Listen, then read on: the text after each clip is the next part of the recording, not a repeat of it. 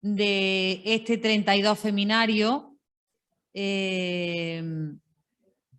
con un nombre, se llama esta mesa La mercantilización de las mujeres, violencia neoliberal contra las mujeres.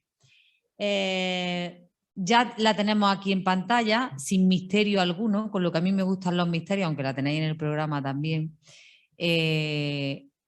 Tenemos en pantalla a nuestra querida Alicia Millares Fernández, que, como sabéis, las que lleváis viniendo al feminario tantos años, pues Alicia Millares ha estado también prácticamente en todos los feminarios de esta plataforma, o en muchísimos, desde hace muchísimos años. Con lo cual, para mí, personalmente, y para nosotras, es un verdadero placer poder contar con ella. Me gustaría tenerte aquí a mi lado, querida Alicia, como tantos años, y darnos un abrazo después de terminar y que yo cogerte la mano y decirte, Alicia, has estado estupenda. Pero bueno, siente mi cariño y el cariño de todas las que están aquí y las que están al otro lado de la pantalla. Alicia Millares, filósofa, escritora feminista destacada por sus trabajos sobre feminismo y política, educación y derechos de ciudadanía, doctora en filosofía por la Universidad de Oviedo. En la actualidad es profesora en la UNED y profesora colaboradora en la Universidad de Oviedo. En su trayectoria ha combinado la teoría con el activismo político. Sus líneas de investigación son los aspectos sociales, políticos y morales del siglo XIX y su repercusión en la historia del feminismo. El feminismo como filosofía política y la democracia actual y su perfeccionamiento. Defiende que el feminismo es una teoría política con el mismo sentido de transformación de la realidad que tuvieron el liberalismo y la socialdemocracia. Otro de los focos de trabajo de Alicia Millares es la incidencia de la religión en los derechos de las mujeres. Entre sus libros editados destacamos, como no puede ser de otra manera, Democracia feminista y también Distopías patriarcales, análisis feminista del generismo queer, que es su último libro. Querida Alicia, ¿cómo?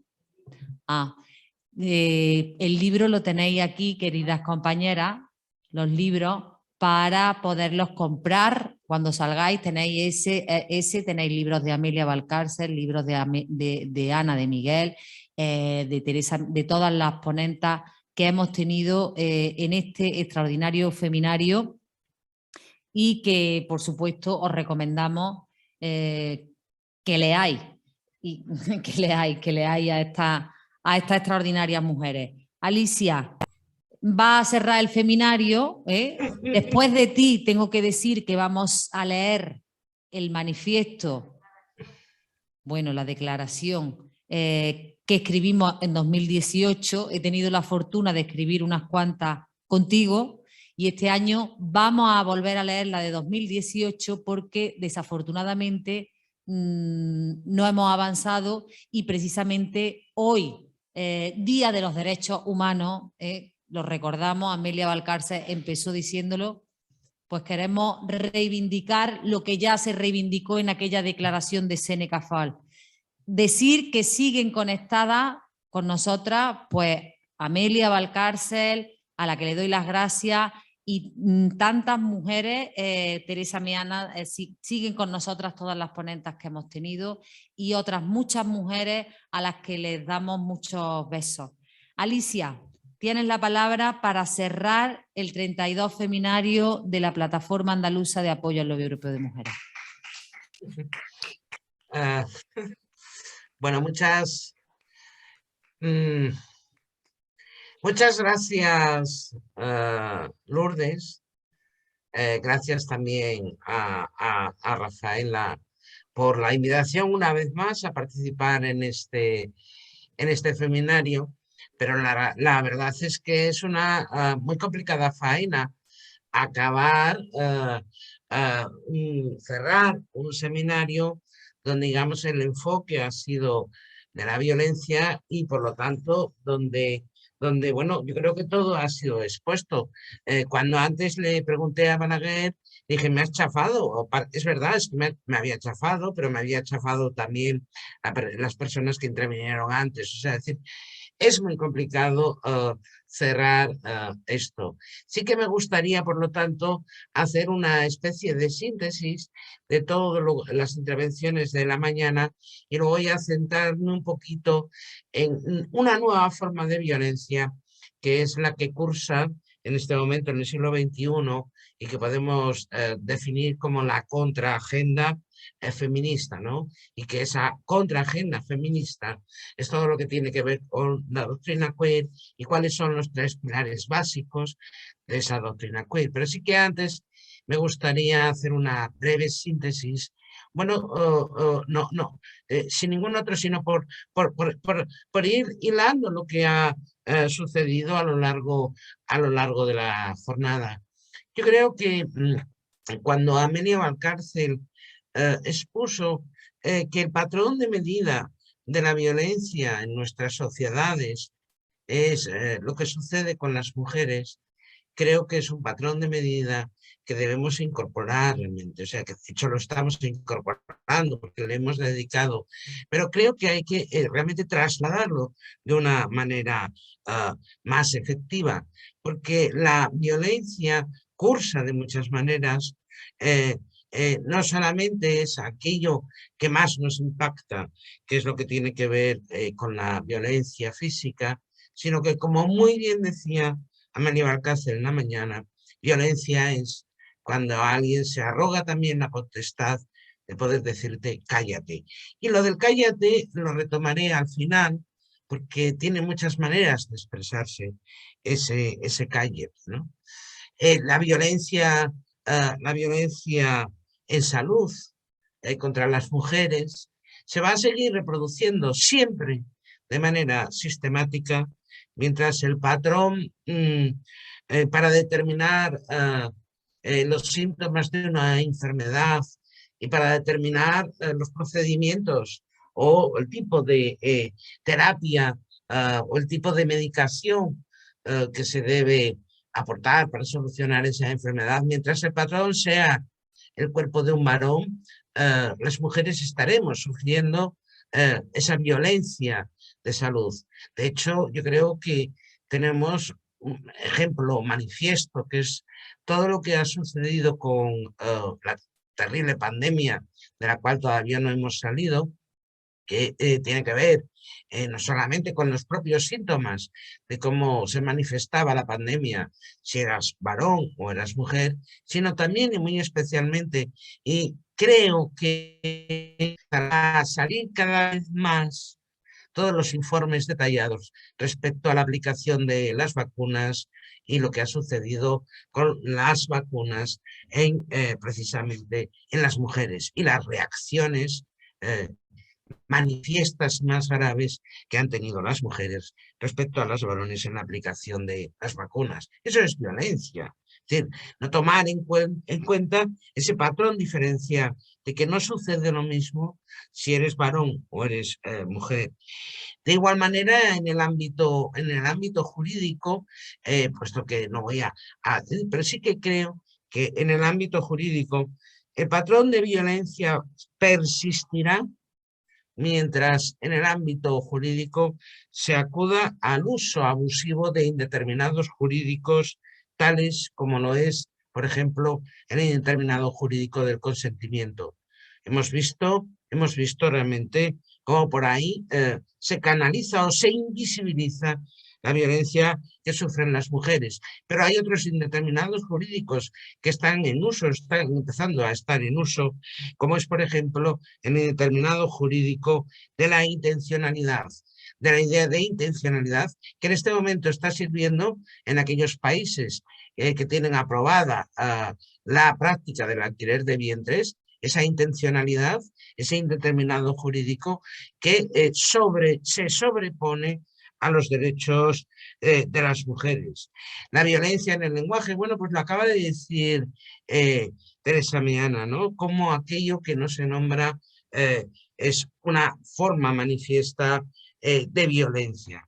Y por lo tanto, todo esto es violencia, y con esto quiero decir que la violencia se manifiesta de muchísimas formas.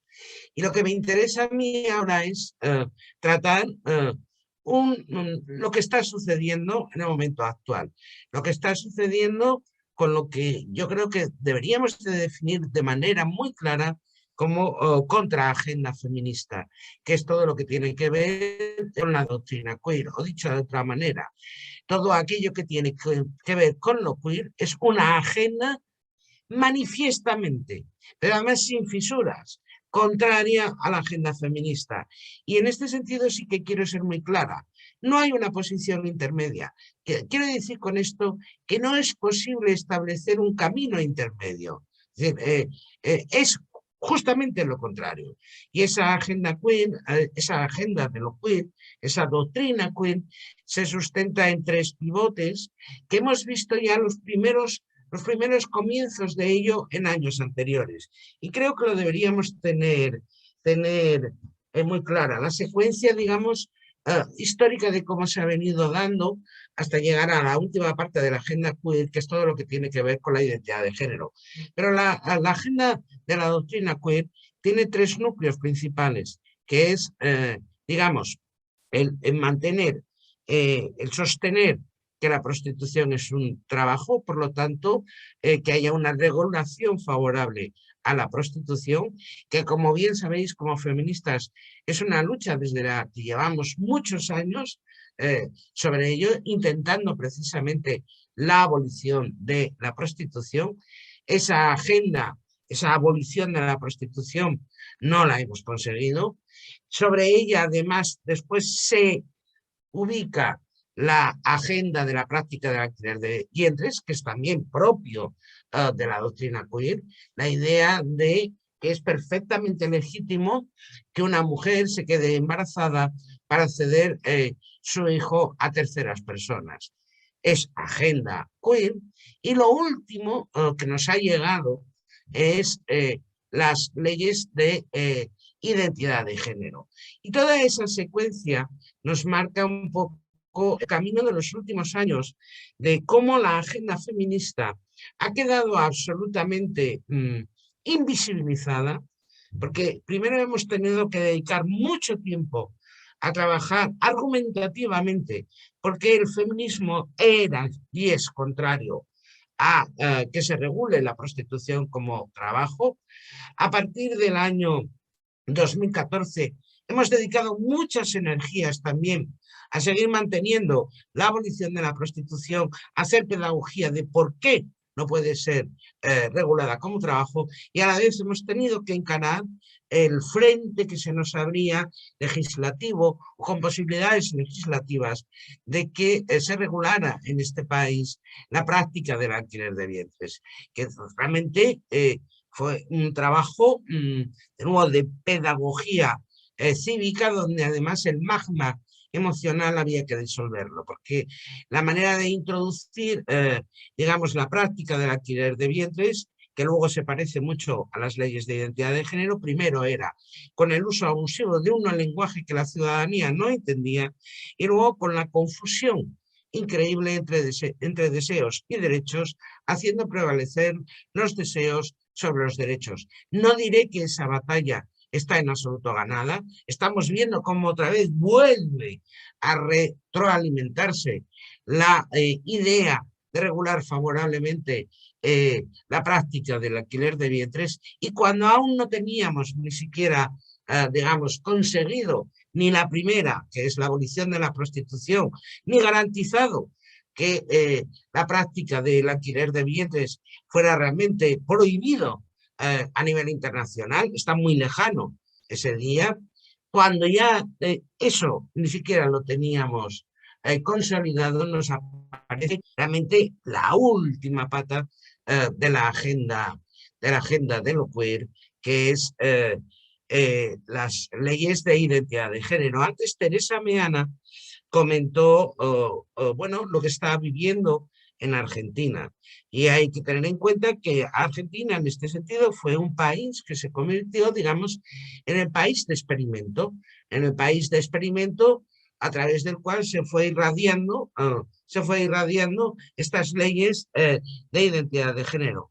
A diferencia de ella, yo sí tengo problema en hablar enés, aunque no lo tengo tanto como ella, porque soy asturiana, con lo cual todos los plurales enés a mí me salen de natural, pero sí tengo problema porque no acepto en principio y teóricamente la idea del no binarismo, es decir, la especie humana es dimórfica, por lo tanto no entiendo muy bien lo que significa ser un ser no binario. Yo sí sé lo que significa ser feminista, que es no aceptar precisamente los comportamientos diferenciados según seas varón o mujer.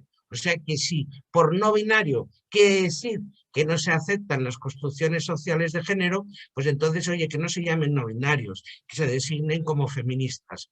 Si quieren decir alguna otra cosa, yo ya me pierdo porque realmente es muy difícil saber qué quieren decir las personas que se dicen a sí mismas que no son binarias.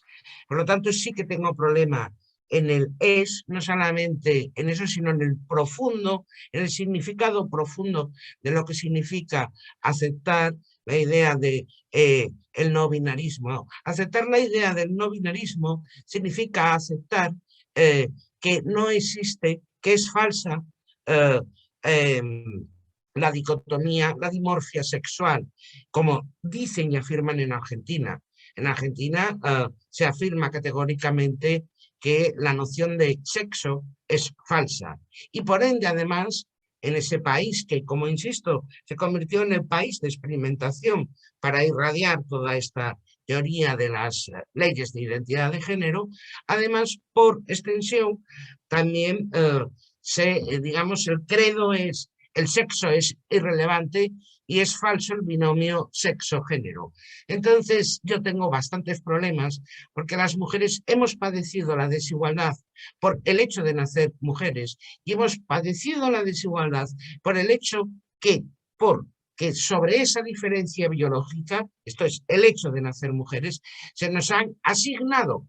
En este caso sí que es asignación, no la percepción de sexo cuando naces. Se nos han asignado papeles, funciones, capacidades, talentos diferenciados a las mujeres y a los varones. Y además esa asignación de papeles y funciones diferenciadas traían consigo y siguen trayendo la desigualdad estructural de las mujeres, el hecho de que las mujeres, digamos, estamos subordinadas a los varones. O sea que yo sí que tengo, que no es algo más, es algo más, el problema del es algo más que una cuestión semántica. Es todo un entramado teórico que se nos está intentando hacer colar. Y por lo tanto sí que estoy en desacuerdo. No podemos establecer un debate, pero sí que me gustaría. Por lo tanto, la contraagenda del feminismo en el siglo XXI se tiene que dotar de argumentos muy sólidos para combatir una agenda que, si bien muchas de ellas ya la veníamos, ya la teníamos heredada del siglo XX, hay aspectos de la agenda que son nuevos. Y esos tres puntos básicos de la doctrina queer, que insisto, es contrario al feminismo, por lo tanto, no podemos hablar legítimamente de algo que sea queer transfeminista. El transfeminismo no existe.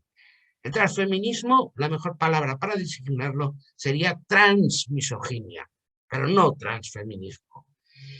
Esos tres pilares sobre los que se asienta la doctrina queer, como digo, son la prostitución de un lado, la práctica del alquiler de vientres y las leyes de identidad de género. Y esto es la agenda del siglo XXI contra la cual el feminismo tiene que luchar. Y esa lucha contra esta agenda de lo queer nos está impidiendo a las mujeres precisamente poner en vigencia aquello que sí forma parte de la agenda feminista. Y a decir con esto que realmente yo casi diría que desde desde el principio del siglo XXI, el feminismo ha sido incapaz de poner en la institucionalidad pública política su agenda. ¿Por qué? Porque ha tenido que luchar de manera fehaciente contra todo aquello que supone un retroceso en la agenda feminista. La prostitución es un retroceso en la agenda feminista. La práctica del alquiler de vientres es un retroceso en la agenda feminista. Y las leyes de identidad de género también son un fuerte retroceso en la agenda feminista. Y esto es el panorama que tenemos. Y es un panorama bastante desolador. Yo en ese sentido no soy nada optimista. En muy buena medida es un panorama desolador que se produce además de manera intencionada por algo que sí también me gustaría poder dialogar de manera más tranquila con María Luisa Balaguer. Todo esto se produce, digamos, la presencia de una manera que a cualquier feminista nos resultaría extraño. Es decir, daros cuenta de una cosa, cuando el feminismo ha puesto algo en la agenda, ha tardado por lo menos 20 años, 25, en que se materializara en términos público-políticos.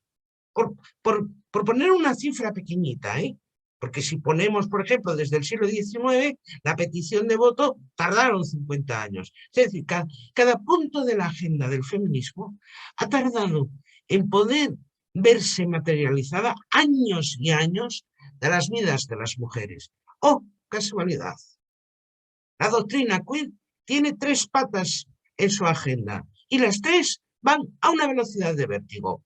De las 3, las que han corrido millas han sido fundamentalmente la práctica del alquiler de vientres, que algunos países la tienen regulada favorablemente, y las leyes de identidad de género. Pero en serio que a nadie le sorprende que desde 2006 a 2021 ya haya varios países que hayan legislado favorablemente en torno a las leyes de identidad de género. ¿Se imaginan? ¿Recuerdan ustedes el trabajo que nos costó que la institucionalidad pública política asumiera primero las cuotas modestas del 25%, después la cuota un poquitín mejor del 33%, hasta que llegamos a la paridad? ¿Cuántos años fueron? ¿Lo recuerdan? Pero yo lo recuerdo muy bien. Recuerdo el debate muy bien. Y son 30 años. 30 años. La primera vez que se piden las cuotas es en el año 93. Y ahora revisen.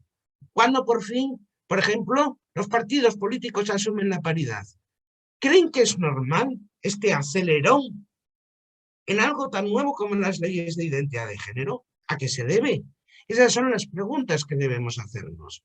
Y la primera respuesta que voy a dar es, esta agenda, la agenda de la prostitución como trabajo, la agenda de la práctica del alquiler de vientres y su regulación favorable, y la agenda de las leyes de identidad de género, que es el estandarte de la doctrina queer, las 3, son un gran negocio.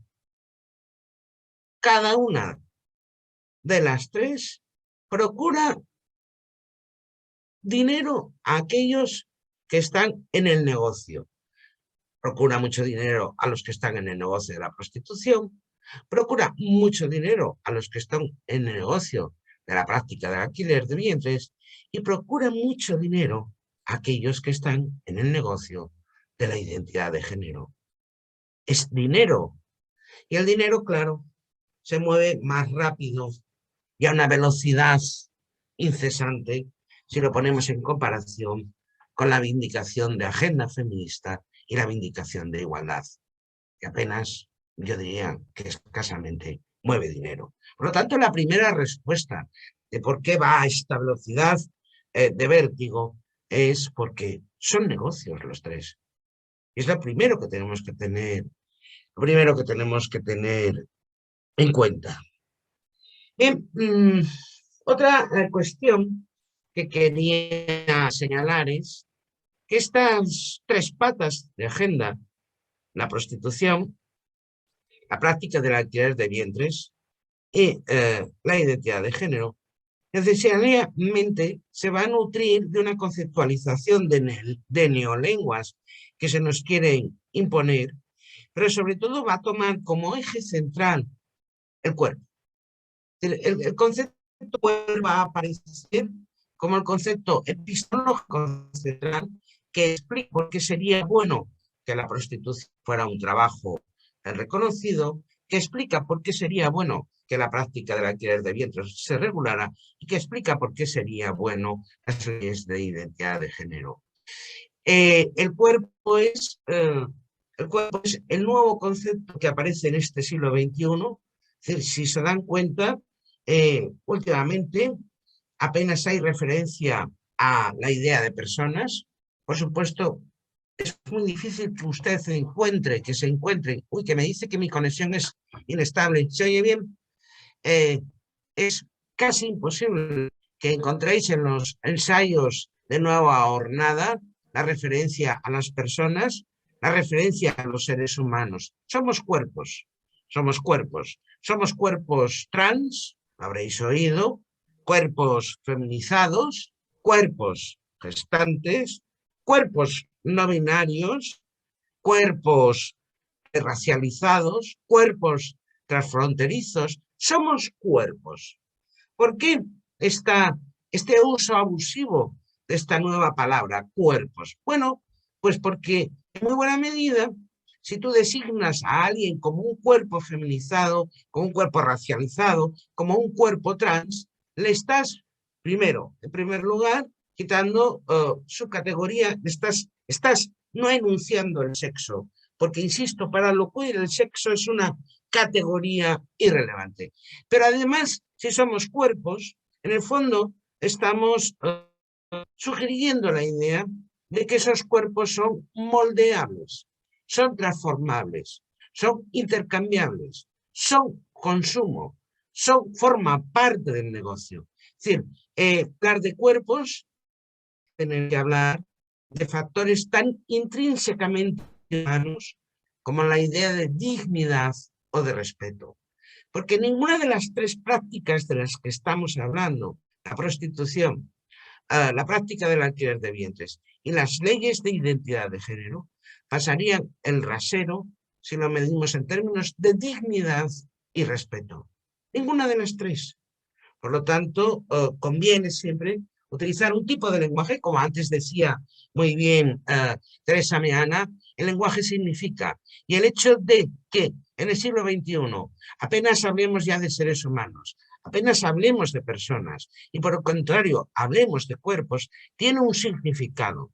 Tiene el significado de que los cuerpos son materiales, se puede interactuar con ellos y se puede hacer con ellos todo aquello que consideremos siempre y cuando se mantenga en el espectro del deseo. Oye, yo deseo X, por lo tanto con mi cuerpo hago lo que me da la gana. Ese es el mensaje. Y ese es el mensaje terrible del siglo XXI y de la doctrina de lo que era. Amelia en la mañana hablaba también del cállate. Del cállate como, digamos, la primera manifestación de violencia. Y es cierto, es la primera manifestación de violencia. ¿Qué sucede en el momento actual? ¿Cómo se está canalizando ese cállate? Se nos está pidiendo a las feministas que nos callemos de una manera clara y rotunda. ¿A través de qué?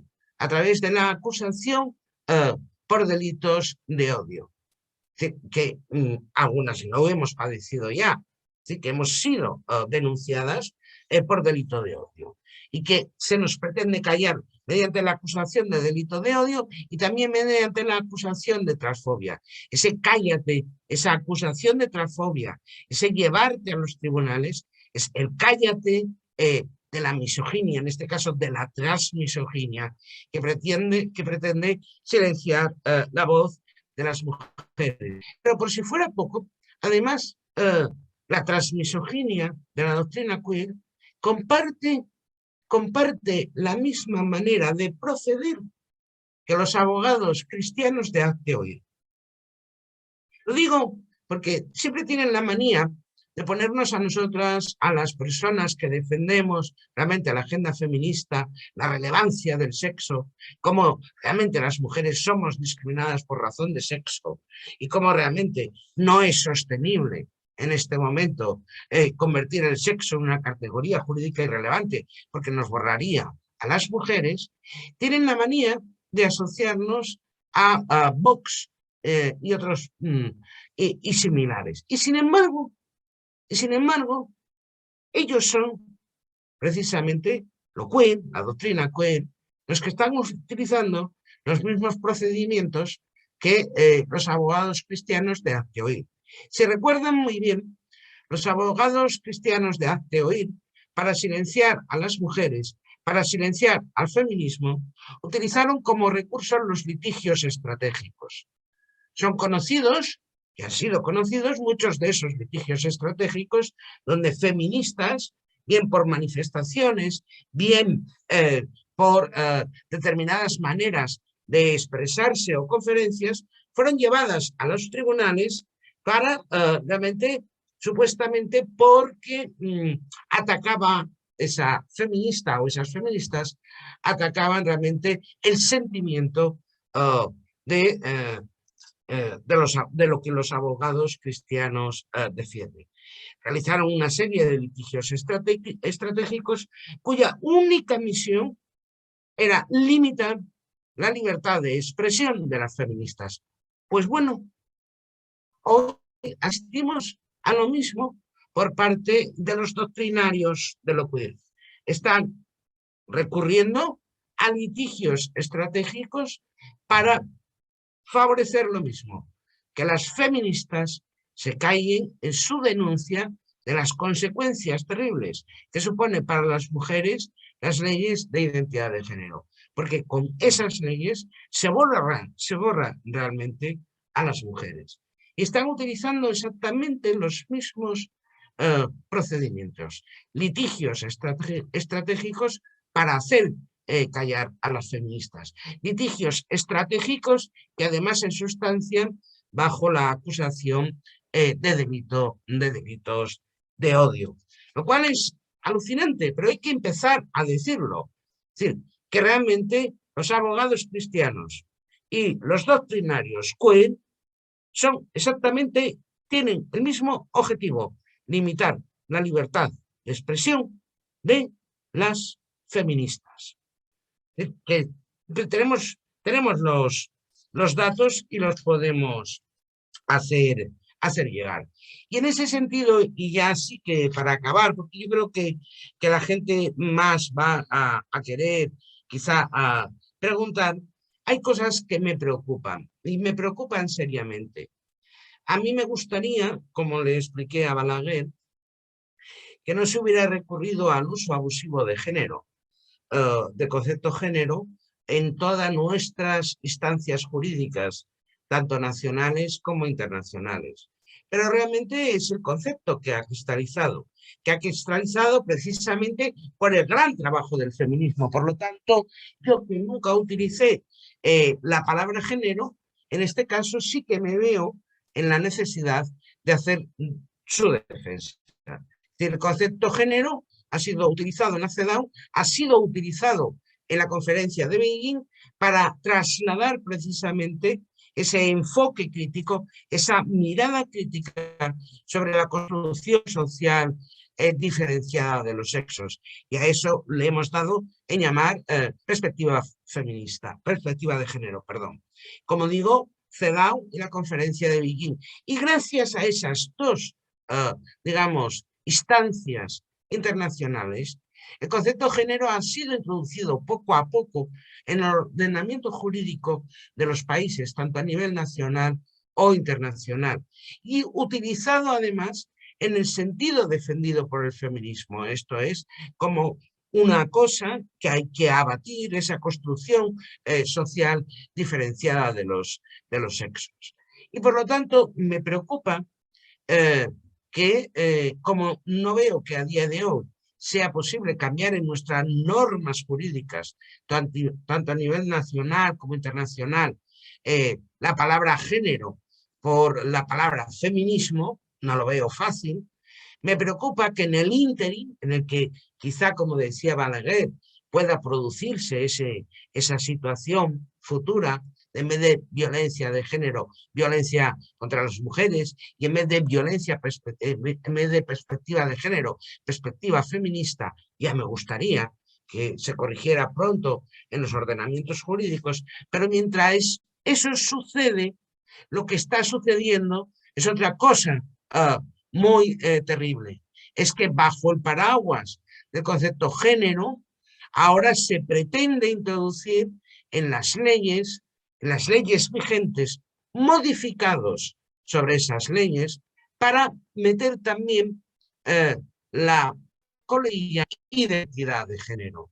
Lo estamos viendo, por ejemplo, en las leyes de violencia de género a nivel autonómico. Con lo cual, si la coletilla identidad de género se cuela en nuestras leyes de violencia de género, estamos realmente devaluando las leyes de violencia de género que tenían que ver con la situación específica de por qué las mujeres sufrimos violencia. Y esto está sucediendo delante de nuestros ojos.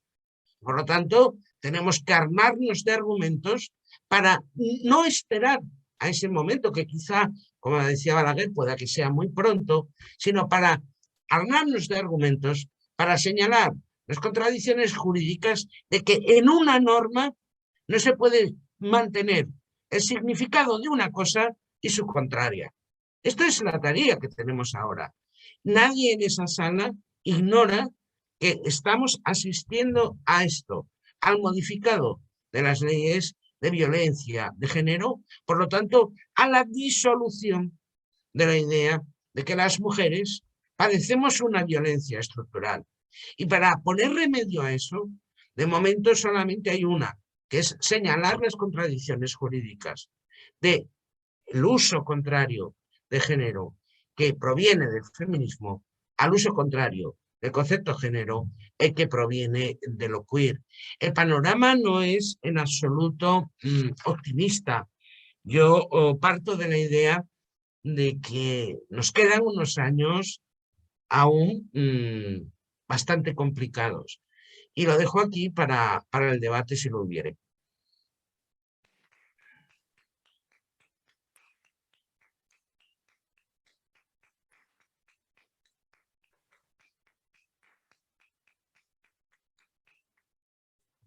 Muchas gracias, querida Alicia.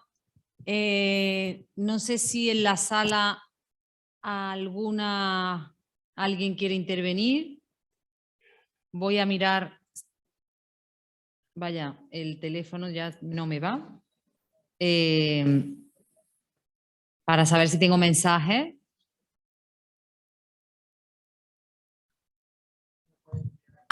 No, si no lo miraría. ¿Hay alguna palabra en la sala? Y si no, de todas maneras, si hay algún mensaje en el chat, sí hay, ¿no? Pues mándalo al teléfono de Rafaela, por favor. Ah, mira, ya los tengo aquí. Es que, en fin, el teléfono a veces se sobrecarga, como las redes y como todo. A ver, aquí tenemos Mercedes García.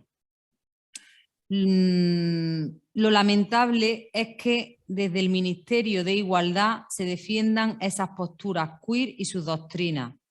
Y es muy humillante la comparación con la nula importancia que se hace desde este ministerio por terminar, por ejemplo, con la violencia machista ante la que se guarda silencio y no se mueve un dedo. Nos dice Mercedes García, que no tenemos más datos de ella, no sabemos si de dónde pues es. Que su percepción es social y compartida por todas las mujeres que somos feministas. Es decir, es una percepción compartida, que el Ministerio de Igualdad realmente recibe un nombre que no lo es. Se podrían haber llamado Ministerio de lo Queer. Vamos. Aquí no, si queréis intervenir, es que no escuchan. Por aquí dicen también, Alicia, que se podía haber llamado Ministerio de la Distopía, por ejemplo. Bueno, podrían. Sí. También podría haber puesto en el frontis del ministerio: la libertad es la esclavitud para las mujeres. Pues por sí, y ya hacer, de por paso, hacer, por y ya hacer de el paso, paralelismo. y ya de paso el Congreso español podrían ponerle ya de las diputadas y hacemos la gracia completa, que todavía pone el Congreso de los Diputados, por ejemplo. Sí, sí, se me oye muy bien. Se te oye. A No ver. se te ve, pero se te oye. Si quieres que se te vea, Sí, que se me vea. venga. Que se me vea. Alicia, hola Alicia. Todavía no te ve. Espera un No. Ya los tenemos a ellos para que nos tapen, no nos vamos a tapar nosotros también. Por eso. Alicia, hola, encantada de verte. Mira, mi pregunta es la que me hago desde que se produjo la resolución en el cuarto congreso del Partido Socialista Obrero Español, que se comprometen a abolir la prostitución.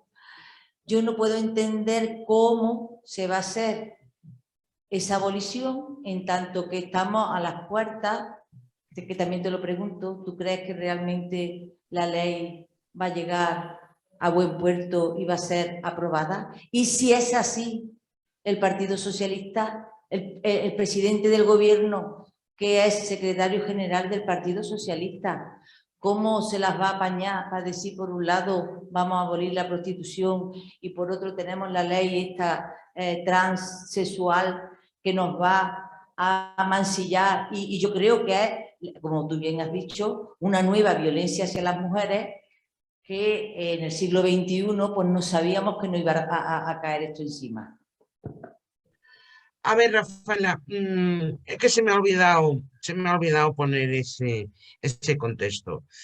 El feminismo en el momento actual está en un sándwich entre la misoginia clásica, que procede de aquellos discursos clásicos como los credos religiosos o los partidos políticos conservadores, que trasladan esa misoginia clásica, la cual todavía el feminismo ha logrado parar con sus argumentos, pero todavía, digamos, sigue presente.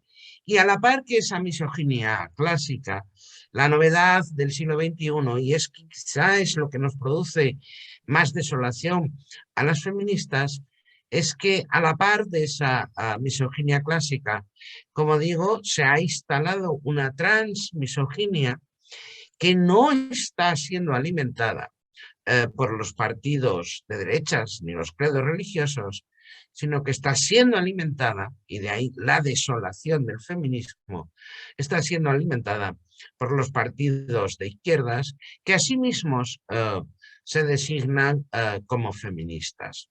Por lo tanto, la transmisoginia está siendo alentada por los partidos que están, por el gobierno de este país. Es decir, el Ministerio de Igualdad antes, el Ministerio de Igualdad no opera libremente, opera porque se sienta en un consejo de ministros y ministras que preside un presidente. Por lo tanto, digamos, no es tan autónomo como podemos suponer, y alguien no está mandando las señales adecuadas para que realmente el Ministerio de Igualdad sea un Ministerio de Igualdad y no sea un Ministerio de lo trans. Con esto quiero decir que tan responsables son el partido de Unidas Podemos como el Partido Socialista. Y ahí no hay ninguna, digamos, los partidos que alientan. ¿Qué sucede con las resoluciones del Congreso? El Partido Socialista, bueno, pues porque van en esa sintonía. El feminismo durante los años previos o anteriores en el Partido Socialista sí que había logrado trasladar con viveza y con argumentos muy fuertes por qué realmente el socialismo, el Partido Socialista debía de ser contrario a la prostitución, a la regulación de la prostitución, de igual manera que en el Congreso anterior se logró parar, gracias a la fuerza de las feministas del Partido Socialista, se logró parar que en el Congreso apareciera cualquier resolución que no fuera favorable a la práctica del alquiler de vientres. Es más, apareció una resolución contraria a la práctica del alquiler de vientres. ¿Qué ha pasado en este Congreso? Bueno, que no hemos logrado, las feministas del PSOE, parar todo lo que tiene que ver con las leyes trans o identidad de género. ¿Qué significa eso? Bueno, significa que quizá hace unos años teníamos un poco más de poder del que tenemos ahora. O que quizá los vientos de quien dirige ahora, pues realmente se suman a los vientos de esta izquierda, que no solamente sucede en España, Es decir, la agenda de la transmisoginia defendida por los partidos de izquierda, digamos que es la variable común en la mayor parte de los países en los que esta agenda se está intentando llevar a término. Que el feminismo, en cierto sentido, ha perdido esa fuerza en los partidos que de alguna manera se reclaman feministas y que se han vuelto, digamos, partidos más proclives a lo trans. Alertas de ellos, bueno, veo ahí a Amelia, alerta de ello, bueno, lo teníamos. Alerta de que esto podía estar pasando, lo teníamos. Llevábamos unos años denunciando, tanto desde fuera como desde dentro de los partidos, las feministas, denunciando los posibles problemas que nos podría traer el uso abusivo de categorías como las de identidad y diversidad. Antes de que se produjera todo lo que hemos visto en los últimos meses, hemos tomado conciencia en las últimas elecciones, tanto municipales como autonómicas y generales, que nuestros logros institucionales que nos habían costado años conseguir, las direcciones de igualdad, los institutos de la mujer, las concejalías de igualdad, que ha sido un costo de años, de lo que la gente quizás no sea consciente, pero el feminismo sí lo es. Es decir, han sido muchos años de trabajo para conseguir una institucionalidad específica a través de los institutos, de las concejalías y de las direcciones. La primera alerta de que algo no iba bien fue cuando eso que nos costó tantísimo como feministas conseguir, se le añadía la coletilla de Concejalía de Igualdad y Diversidad, Dirección General de Igualdad y Diversidad, Instituto de Igualdad y Diversidad, Instituto de las Mujeres, y cuando ya además ya vimos que determinadas subáreas de esas concejalías, direcciones o institutos colgaba además todo lo que tenía que ver con, o supuestamente, digo supuestamente, tenía que ver con el colectivo LGTBI,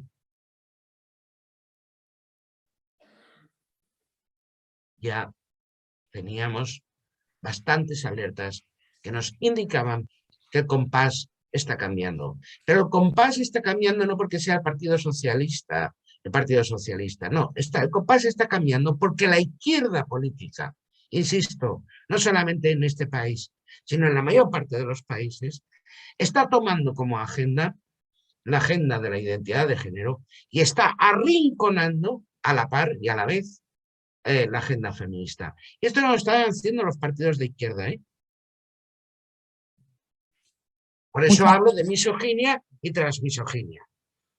Muchas gracias, querida Alicia. Le he pedido, no sé si hay alguna intervención más, le he pedido a nuestro compañero que ponga las cámaras de todas las participantes que quedan ahora. A lo largo de todo el día, como sabéis, no las hemos conectado y vamos a intentar, entre otras cosas, pues para que pueda funcionar y no... Pero, a ver, Lourdes, estoy segura de que Amelia tendría mucho que decir sobre esta cuestión, puesto que también ella estuvo muy concernida sobre todo en todo lo que fue parar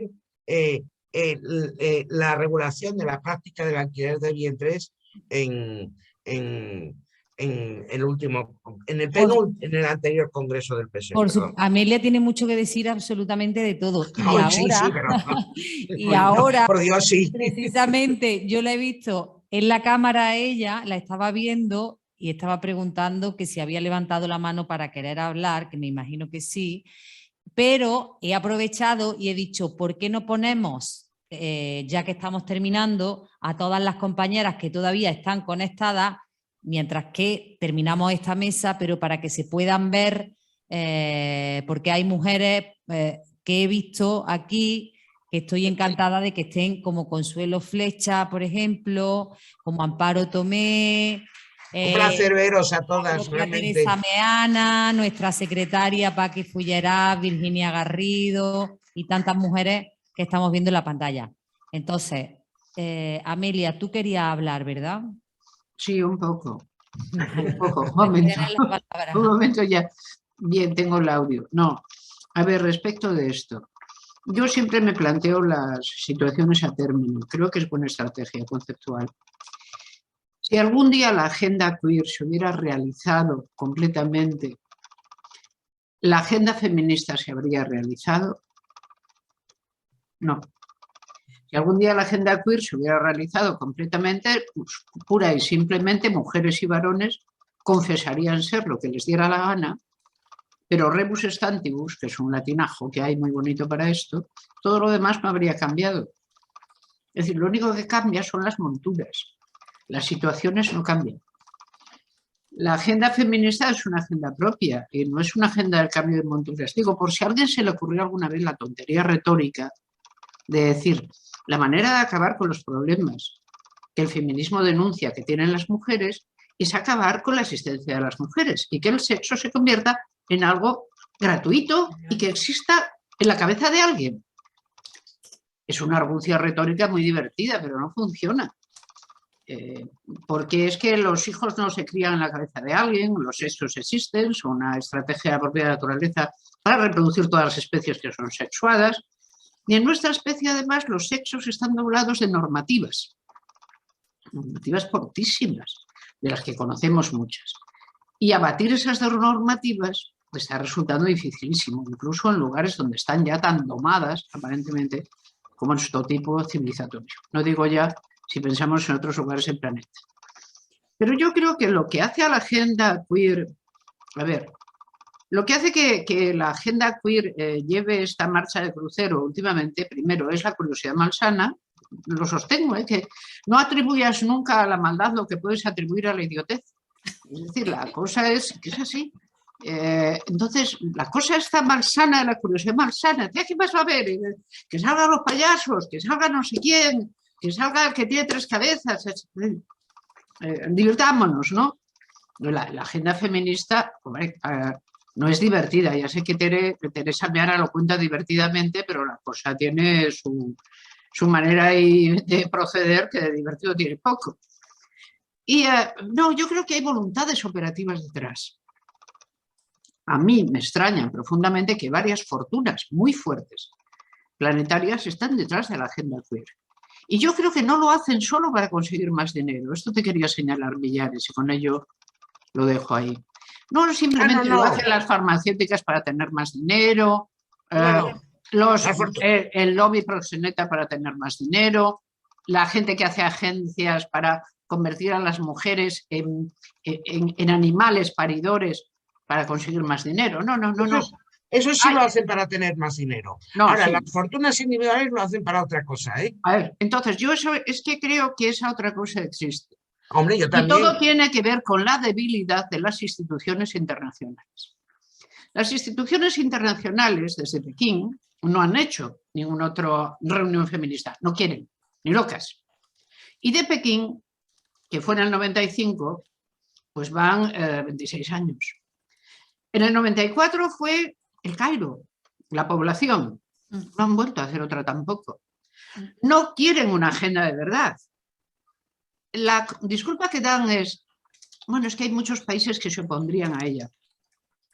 No, Amelia. No, lo que quieren es lo que quieren y lo que tienen es unas instituciones internacionales que solo están sirviendo ahora de refugio para las élites de aquellos países que, no siendo democracias sólidas, necesitan colocar a sus élites a cobrar inmensos sueldos en instituciones internacionales inoperantes, que los estados que tendrían que pagarlas no pagan, con lo cual esas élites están lampando todo el día por el dólar que corra. Y hay 2 o 3 fortunas que están metiendo un chorreo de dólares increíbles ahí para que esas instituciones internacionales apoyen sus caprichos. Claro, es que Directamente. Y, de verdad, Alicia, esa es la solo parte esta importante, vez, la perdóname, que financiación luego de la ONU. de verdad. O sea, ¿qué pasa cuando tú sabes, por ejemplo, que algunos de estos tipos extraordinariamente ricos tienen ideas como la siguiente? ¿Cómo que no tiene que haber prostitución? ¿Y qué van a exportar la mitad de los países de la Tierra que son paupérrimos sino putas? Y exporten putas. Siempre se van a necesitar. Y vientres de alquiler, ¿por qué no? Y todo lo demás. Es decir, hay voluntades operativas cuya capacidad de admitir un proceso normativo de cambio no solo es nula, es que están radicalmente en contra.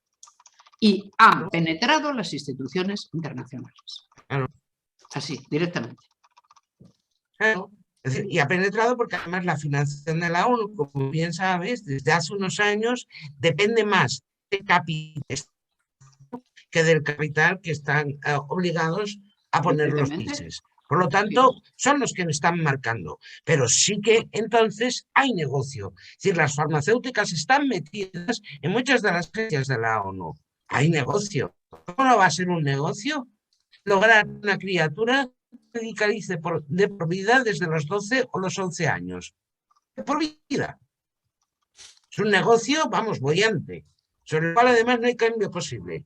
Con el negocio de las clínicas de fertilidad, lo que tiene que ver con la práctica del alquiler de vientre. El negocio del proxenetismo. Es decir, y todo eso está metido en la ONU, porque la ONU hace años ya que su financiación depende precisamente de ese capital privado y no del capital de los países. Claro, por eso decía, pues es negocio, Amelia. No sé cómo le vamos a llamar a eso, que además tiene la capacidad de parar la agenda feminista, bloquearla en seco, pero bloquearla desde el 95 no se ha hecho nada, y además introducir esta agenda de Locoel que procura beneficios. Es obvio que procura beneficios, cada una de esas 3 partes de la agenda. Sí, pero, insisto, no solo es ONU. Es que la sociedad de naciones que no existe sino como una especie de fantasma de sí misma, pero sigue teniendo su sede en Suiza y demás, pues ves a la alcaldesa Colau llevándose a un prostituto reconocido haciendo de feminista a las reuniones de la Sociedad de Naciones.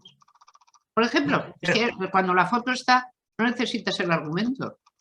Claro, pero por eso decía el Tribunal de la Haya. ¿Qué Tribunal de la Haya? Aquel que creó el zar de Rusia en 1910, sí, ese mismo, diciendo que ¿por qué no los vientres de alquiler, que son después de toda una cosa tan buena? Es decir, todos esos sitios que necesitan imperiosamente dinero, alguien se lo está dando para que digan estas cosas. Claro, y con el acompañamiento de los partidos políticos de izquierda en todos los países, que también deben necesitar dinero, o salidas posteriores a futuro. Quiere decir salida de sus líderes a ciertos trabajos. Claro. Sí, porque ¿por qué la izquierda se pliega? No solamente en este país. La izquierda se arrodilla ante las propuestas de Locuir. Es una pregunta. Consuelo tiene la mano levantada. Exactamente. Consuelo Flecha tiene la mano levantada. Querida Consuelo, tienes la palabra. Hola, bueno, gracias por estar ahí. Buenas tardes, un honor participar en los feminarios. Qué suerte oír a tantas maestras. Yo siempre digo que es mi escuela anual de feminismo, el feminario.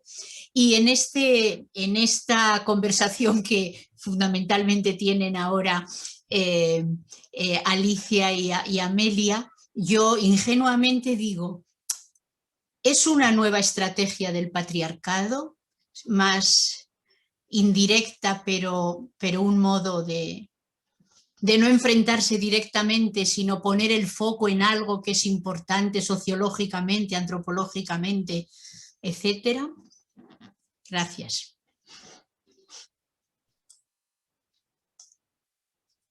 Yo creo que el patriarcado es resistente y encuentra cualquier punto de fisura por el cual permanecer. Es un gran punto de fisura por el cual entrar y permanecer. Y insisto, es que yo cuando lo defino como transmisoginia, es que lo es. O sea, la sola idea de considerar el sexo como una categoría jurídica irrelevante, por ahí simplemente hace desaparecer todo aquello que además está en toda la estipulación jurídica nacional e internacional, que son la discriminación, que no me gusta la utilización de esa palabra, la discriminación de las mujeres por razón de sexo. ¿Qué pasa con esa figura si el sexo se convierte en una categoría irrelevante? Va a quedar así como algo del pasado. ¿En serio alguien piensa que por convertir la categoría sexo en una categoría jurídica irrelevante va a dejar de hacer violaciones, como Amelia decía antes? ¿Va a dejar de haber brecha salarial? Por no ir no ponernos en el plano de la violencia. ¿Va a dejar de haber trabajos estereotipados? Donde además aquellos trabajos desempeñados por las que ahora no tenemos sexo, según ellos, las mujeres, serían de ínfima condición. ¿En serio alguien lo cree? Y encima el sexo, categoría jurídica irrelevante. Vayamos a lo más fácil. ¿Qué va a suceder con los datos desagregados por sexo? Lo que hoy Amelia comentaba por la mañana. Claro, claro. Lo más evidente, no hay mucho más que argumentar. Todo lo demás es agenda feminista. ¿Qué va a pasar con los datos desagregados por sexo? ¿Qué va a suceder? Como Amelia lo comentaba por la mañana. Las cárceles ahora se van a llenar de mujeres que la violencia ha aumentado en las mujeres. Por favor, en serio, un poco de seriedad. El problema de la izquierda política es que no es capaz de analizar las consecuencias. Queda muy bonito decir de algo que es un derecho humano. El problema es que hoy, en este momento, son todos derechos humanos. La práctica del alquiler de vientres, también los defensores de la práctica del alquiler de vientres lo defendían como un derecho humano, el derecho a ser padres. Les importaba un bledo que eso contraviniera al derecho de filiación de las mujeres. Ellos invocaban que era un derecho humano el derecho a ser padres. Es decir, que el sobeo, ya que estamos en la celebración de la Declaración Universal de los Derechos Humanos, el sobeo, la manipulación, hasta el punto de ya el descafeinamiento absoluto de la palabra derechos humanos. Pero todos los que reclaman algo, siempre dicen que es un derecho humano. El asunto es que nadie analiza las consecuencias que se derivan de legislar sobre supuestos derechos humanos. Y eso no lo están haciendo precisamente los partidos de izquierda. El análisis de las consecuencias. Desgraciadamente, el análisis de las consecuencias lo estamos haciendo las feministas, a las que, por cierto, se las pretende silenciar mediante el recurso, como digo, exactamente utilizando el mismo recurso que el de los abogados cristianos de hazte oír, planteando litigios estratégicos para hacernos callar. Saber quién se parece a quién. ¿Quién se parece a quién? Porque el feminismo no ha ganado nunca en los tribunales. Ha ganado con sus argumentos. Y mira que teníamos un carretado de gente a la que poder o haber llevado a los tribunales. Hoy Teresa Megana habló de algunos de grandes columnistas. ¡Buah! Hubieran sido ya llevados a los tribunales 300 veces. Si hubieran sido, le hubieran tomado como punto de objetivo lo queer. 300 veces denunciados. No, se miden muy mucho. Las feministas. Pero las feministas no hemos llevado a nadie a los tribunales. Los hemos ganado a todos, hasta a los soplatontos de la RAE, con los argumentos, que es como hay que ganar. Bueno, querida Alicia.